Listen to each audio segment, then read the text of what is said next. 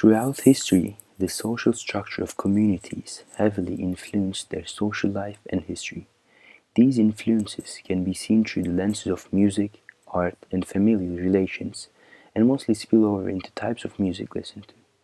In order to understand the experiences, lifestyles, and cultural activities of a nation, these social artifacts and the solid facts they have left behind must be scrutinized.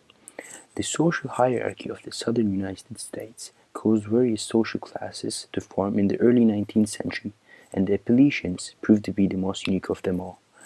They were cut off from major cities and roads by the Appalachian mountain range. It was a perfect storm that allowed Appalachia to create its own culture due to the lack of information surrounding it.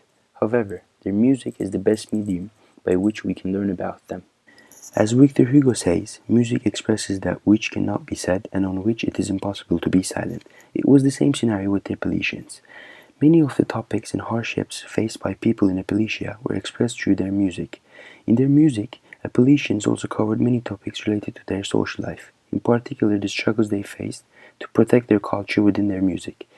The Appalachian people's struggle to protect their heritage and their independent life is visible through the ballads and songs of the 19th century. Before examining how music was used as a powerful source within Appalachians, one must be well informed about the society's background. So, let's start off by a quick review of the Appalachian history. Beginning when the culture first became recognizable in the early 19th century until after the Civil War, when coal was first discovered on their land, Appalachians were known to live isolated from the rest of the South. Even though their land was abundant with natural sources, they struggled with poverty because they refused to adopt technological innovations that were becoming widespread in the rest of the country. The fear that modern technology would disrupt their traditional way of life caused them to avoid the developments, which they thought might interfere with their lifestyles. On the other hand, the Civil War was a life-changing event for the Appalachian people. By the end of the war, traditional life in the mountains became very hard to sustain. Much of the region had suffered greatly during the war, and much of the infrastructure was destroyed, and many civilians were dead. However, after people discovered that the land of Appalachia was abundant with many different kinds of raw material, especially coal, many companies started launching businesses in these regions. Regardless of their level of resistance, people began to move to mining towns, and as a result, the music and culture of Appalachia reflected this transition.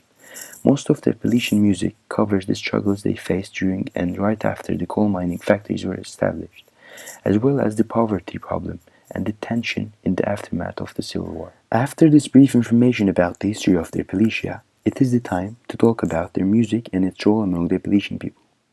Appalachian music began to form during the early stages of the 19th century. It has its origins in the musical traditions of Ireland, Scotland, and England. The music can be seen as a mixing of Irish fiddle music with the ballads of Scotland and England. The lyrics of the Appalachian music was largely reflected the day-to-day life of Appalachia. After the Civil War, as the coal mining and labor problems began to develop, music was used as a means to protest against trends that went against their traditions.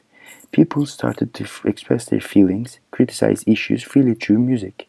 Now let's finish up by analyzing a specific Appalachian song. Some people say a man is made out of mud, but a poor man's made out of muscle and blood. Muscle and blood and skin and bone, with a mind that's weak and a back that's strong. He loads 16 tons. What do you get? You get another day older and deeper in debt. St. Peter, don't you call me, 'cause I can't go. I owe my soul to the company store. The song you have listened was one of the most successful Appalachian songs that evokes coal mining. 16 Tons was written by Merle Travis, and its purpose was to show people how Appalachians felt about the situation that was destroying their land. Just like many other Appalachian songs, 16 Tons signifies the change in Appalachia after the companies arrived. People were seduced by the companies because they promised people life security and a guaranteed future business position. Moreover, the song also shows how prevalent poverty was throughout Appalachian society in post-war America. While struggling with poverty, people worked exhaustively in the mud fields in order to gain just a little bit of money. Throughout the song, one can understand and feel how the situation was in Appalachia after the Civil War, because the song is informative and reflects the feeling of a local. To sum up, as it is apparent that through Appalachian songs, we are in a way immersed into their culture, so we can easily say that music has always been a powerful means of gaining important insight into a culture. One can learn a great deal of historical information from writings, artifacts, or stories. However, the only source of information where one is provided with emotional, rhythmic, and informative information is music. Thank you.